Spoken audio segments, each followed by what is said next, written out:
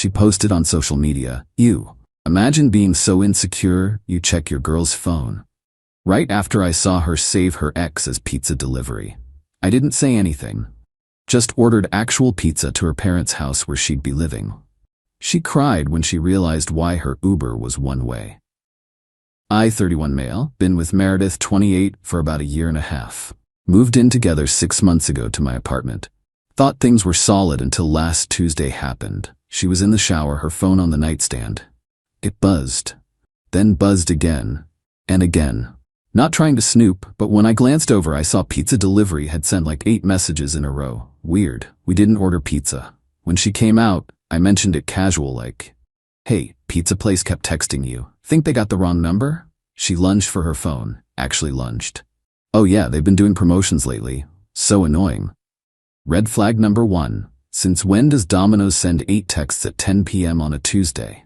Red flag number 2. The way her face went from relaxed to panicked to fake annoyed in 0.3 seconds. But I let it go. Maybe I was overthinking. Thursday night, she said she was going to her friend Becca's place for wine night. Cool. Around 9 p.m. I realized I got to transfer money for her share of utilities. Called her. No answer. Texted. No response. Then my neighbor Kyle texted me, "Yo, just saw Meredith getting into some dude's car downstairs. Everything cool?" I went to the window. Her car was still in our assigned spot. Called her again. This time she answered, all breathless. "Hey babe, sorry, we're watching a movie." "Kyle said he saw you getting in someone's car?" Pause. "Oh, yeah, Becca picked me up. Didn't want to drive after wine. Becca drives a white Corolla. Kyle said it was a black SUV. It's her boyfriend's car. Becca's been single for 2 years. I know because Meredith constantly tries to set her up with people. Right, have fun." Hung up.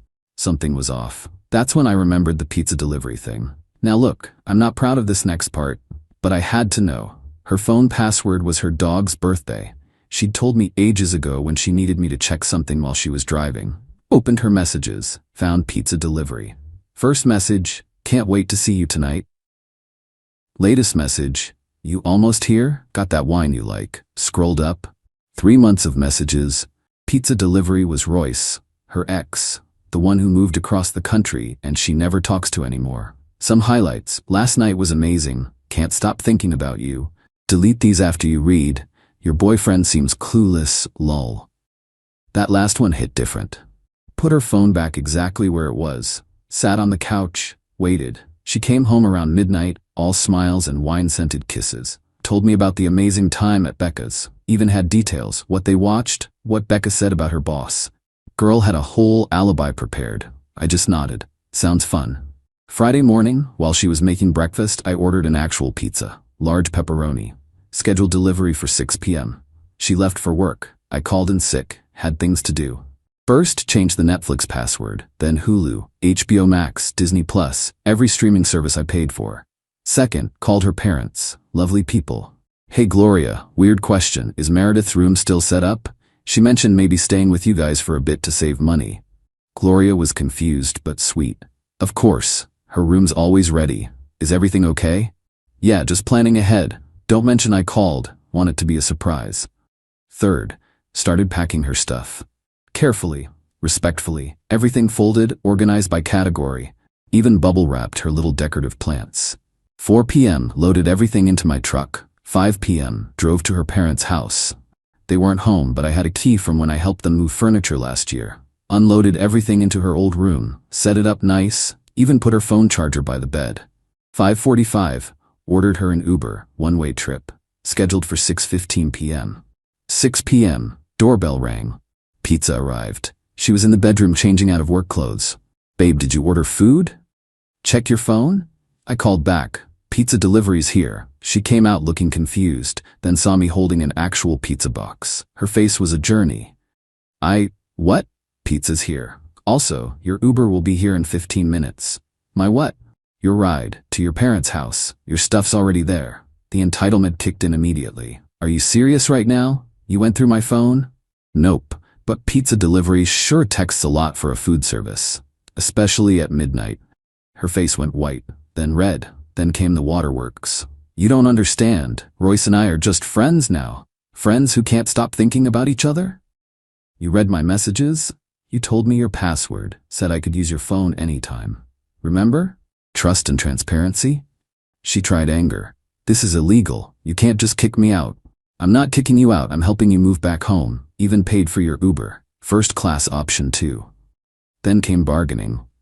Baby, please. It didn't mean anything. We just talked. And met up while lying about being at Becca's. That was one time. I pulled up Kyle's text. Want me to ask Kyle how many times he's seen you get in that black SUV? The Uber notification popped up.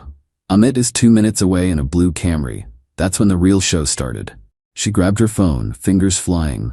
30 seconds later, posted. You, imagine being so insecure you check your girl's phone. Can't stand controlling men who don't understand privacy. I actually laughed. Privacy? Like saving your ex as a food delivery service? I'm not leaving. This is my home too. Your name's not on the lease. Your mail goes to your parents' house. Legally, you're a guest. I'll call the cops. Please do. Explain how your boyfriend is making you leave after finding out about your secret meetings with your ex. I'm sure they'll be super sympathetic. Phone buzzed. Amit is here. She tried one last manipulation. Where am I supposed to go? Your childhood bedroom. It's all set up. Even put your favorite throw pillows on the bed. The realization hit her then. This wasn't a bluff. This wasn't a fight where she could cry and apologize and promise to do better. This was done. Calculated. Final. You planned this whole thing? Since Tuesday, when pizza delivery wouldn't stop texting. She stood there, designer purse clutched to her chest, tears streaming. But not sad tears, angry tears, entitled tears. The tears of someone who'd never faced consequences before. You'll regret this, she hissed. I'll make sure everyone knows what kind of man you are. A man who respects himself enough to leave when lied to? Yeah, terrible reputation. Amit honked outside. She grabbed her purse and phone. No goodbye. No last plea. Just stomped to the door. Paused. Turned back. I hope you enjoy being alone. I'll enjoy being with someone who doesn't save their ex as takeout food. The door slammed. I watched from the window as she got in the Uber, probably already texting Royce about her psycho ex. Sat down with my pizza. It was still warm. Delicious, honestly. Better than anything pizza delivery could offer. Her Instagram and Twitter went nuclear within minutes. Post after post about controlling men, invasion of privacy, toxic masculinity. Didn't care. I had pizza and every streaming password to myself. Best $32.50 for a ride I ever spent. Update 1. The entitlement escalation has been exactly what I expected, plus some surprises I didn't see coming. So after Meredith took her one-way Uber to her parents' house, her social media became her full-time job. Every few hours, new posts about surviving domestic abuse and controlling exes and violation of privacy. Girl was painting herself as some kind of victim of the century. Saturday morning, her dad Howard called me. Good dude. Straight shooter. Son, what the hell happened? Meredith saying you threw her out on the street? Howard, I packed all her belongings carefully, drove them to your house, set up her room, and paid for a premium Uber to take her there. Does that sound like throwing someone on the street? Well, no, but she's saying you went through her phone? I saw she had messages from someone saved as pizza delivery. When I asked about it, she lied. Turns out pizza delivery was Royce. Long pause. Royce? That piece of garbage ex of hers? Yeah. Jesus Christ. Gloria, get in here. Could hear him explaining to his wife. Then Gloria got on the phone. Honey, I'm so sorry. We didn't raise her to act like this. Not your fault, Gloria. She's been on her phone non-stop since she got here. Crying and posting on that Insta-chat or whatever. We thought you'd had a fight about chores or something. No, ma'am. She was meeting up with her ex while telling me she was at her friend's house. That little... Okay. Thank you for telling us, and thank you for bringing her things here safely. Thought that would be the end of parental involvement. Wrong. Sunday, Meredith tried to get back into the apartment. Showed up with her brother Trent and 2 guys I didn't recognize. Knocked on the door like police. I answered with the chain on. Yes, we're here to get her things, Trent announced. Already delivered to your parents' house. She's been living there since Friday. She has property here. Like what? Her coffee maker. The Keurig I bought, that's mine. She has rights. To what? Name one thing in this apartment she purchased. They couldn't, because she hadn't. In 18 months, she'd bought groceries maybe 5 times. Everything else, furniture, electronics, decor, all mine. One of the random guys tried to push past. Just let us look around, bro. Bro, step back before I call the cops for attempted forced entry. They left, but not before Meredith posted a tearful video from the hallway. He won't even let me get my belongings. This is theft. Comments started pouring in, but then something interesting happened. Her friend Becca commented, "What belongings? You always bragged about how he paid for everything, lol." Meredith deleted the video within an hour. Monday was when she made her biggest mistake. Remember how I changed all the streaming passwords? Well, apparently she'd been letting Royce use my Netflix account. He texted me. Actually texted me from his real number. "Hey man, the Netflix isn't working. Can you update the password?" The audacity. The sheer, unfiltered audacity. I screenshotted it and posted it on my previously dormant Twitter. When your ex's side dude asks you to fix the Netflix password. Didn't tag anyone. Didn't need to. Mutual friends understood immediately. But here's where Meredith's entitlement reached new heights. She had her lawyer cousin send me a cease and desist letter via email. Not a real lawyer letter, just a Word document with legal-sounding language demanding I 1. Stop defaming her online. 2. Provide her with streaming service access as it was established household utility. 3. Pay her 3 months of relocation costs. 4. Compensate her for emotional distress. The letter cited no actual laws, just used phrases like pursuant to fairness and in accordance with relationship equity. I forwarded it to my buddy who's an actual lawyer. His response, "No, is she serious?" Tuesday morning, got a text from my landlord. Meredith had called claiming illegal eviction. He shut that down quick. I told her she was never on the lease and had no tenancy rights. She started screaming about common law marriage in a state that doesn't recognize common law marriage. After dating for less than 2 years. Then came the real kicker. Meredith made a GoFundMe, help me rebuild after domestic financial abuse. Goal, $5,000. Story, claimed I financially controlled her throughout our relationship, then threw her out with nothing.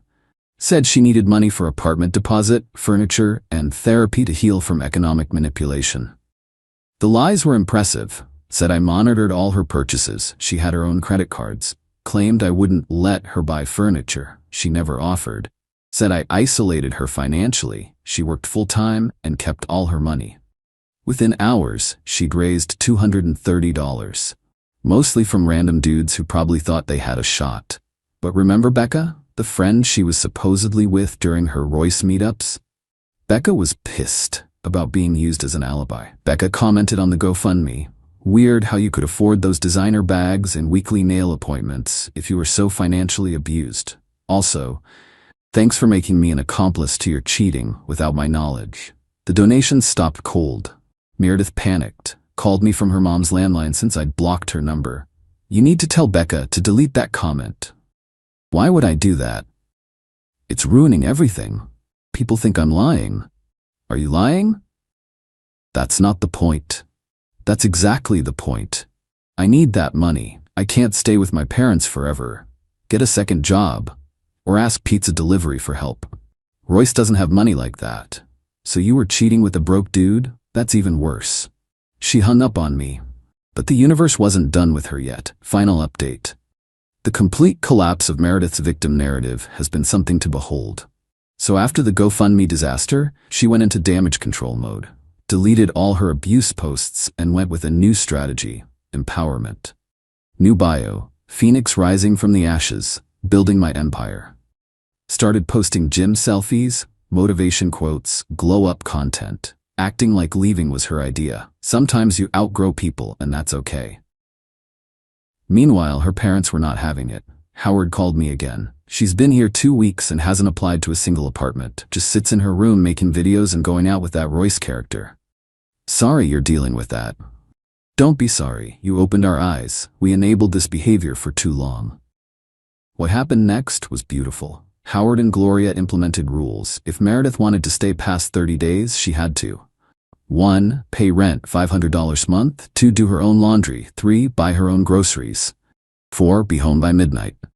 5. No overnight guests. The meltdown was immediate. She posted about toxic parents and not being supported in her time of need. Gloria commented, "You're 28. Time of need is cancer, not consequences." But the real karma came from an unexpected source. Remember those two random guys who came with Trent to get her belongings? One was Royce's roommate, Dante. Well, Dante reached out to me on Instagram. "Yo, just wanted you to know Royce been playing your girl too. He's got like 3 other women he's talking to. She thinks she's special, but she's just Tuesday, Thursday." Sent me screenshots. Royce had Meredith saved as Clingy X in his phone. Had other women saved as Monday Marina, Weekend Warrior, and Ashley ATM, because she always paid for stuff. I didn't respond to Dante. Wasn't my circus anymore. But I did forward the screenshots to Becca, who was still mad about being used as an alibi. Becca did what Becca does best, shared tea at brunch. Within 48 hours, everyone in their friend circle knew. Meredith went from victim to joke. The woman who threw away a stable relationship for a dude who had her in a rotation. She tried confronting Royce. Posted a video of herself at his apartment building, crying. When you find out you were just an option. But here's the thing. She filmed herself buzzing his apartment at 2 a.m. on a Wednesday. While he was clearly with Wednesday Wendy or whoever. The comments were brutal. "Girl, you saved him as pizza delivery, and you're surprised he treated you like fast food? Imagine fumbling a whole relationship for this." The way karma works, expeditiously. Last Tuesday marked exactly 1 month since I ordered that pizza and her that Uber. Meredith's empire building wasn't going well. Applied for an apartment, got denied. Bad credit and no rental history. I'd paid our rent directly. Asked Royce to move in together. He laughed. She posted about it. Tried to get back on dating apps. Someone recognized her and shared her financial abuse GoFundMe in the comments. Her parents gave her an ultimatum. Get a second job or find somewhere else to stay. She chose option 3. Try to come back to me. Showed up at my apartment Thursday evening. No dramatics this time, just sad. "Can we talk?" "We're talking. I messed up." "Yep, I miss us. I miss who I thought you were too." "Can we work through this?" "Work through what? You saving your ex as food delivery? Meeting him while lying about being with friends? Making me out to be abusive online?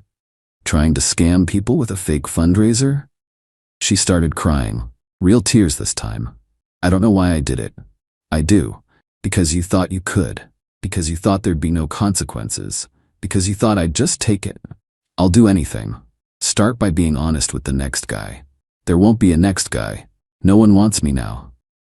That's not true. Pizza delivery calls you every Tuesday and Thursday. She actually laughed at that. Small, sad laugh. He blocked me. Said I was too much drama. The dude who had you saved as Clingy X thought you were too much drama? Yeah. We stood there for a moment. Her in the hallway of what used to be her home. Me in the doorway of my peaceful, drama-free apartment. "I really did love you," she said quietly. "No, you loved what I provided. Stability, bill payments, streaming services, a nice place, someone to cheat on. That's not love." She nodded, turned to leave, stopped. For what it's worth, the pizza joke was clever. "Thanks. Uber ride was premium plus. Thought you'd appreciate the comfort." I cried the whole way there. Should have thought about before texting pizza delivery. She left. No dramatic exit, no threats, just left. Next day she posted that she was moving to another city for a fresh start. Her aunt had offered her a job and a room to rent. Her parents helped her pack. Howard texted me, "Thanks for handling everything with class. We're sorry for what she put you through." Take care, Howard. Been 2 weeks since she left. My place is peaceful. Started dating this woman from my hiking group. She has her own Netflix account. Saves her ex's number under their actual name. They have a kid together. Totally different situation. Refreshing. Meredith's social media is now all new city, new me content. Still posts motivation quotes about growth and healing. Still hasn't taken accountability for anything. But that's not my problem anymore. The apartment's never been cleaner. The streaming services are all mine. And when I order pizza, it's actually pizza. Funny how that works out. Oh, and Royce? Dude texted me last week asking if I knew Meredith's new address.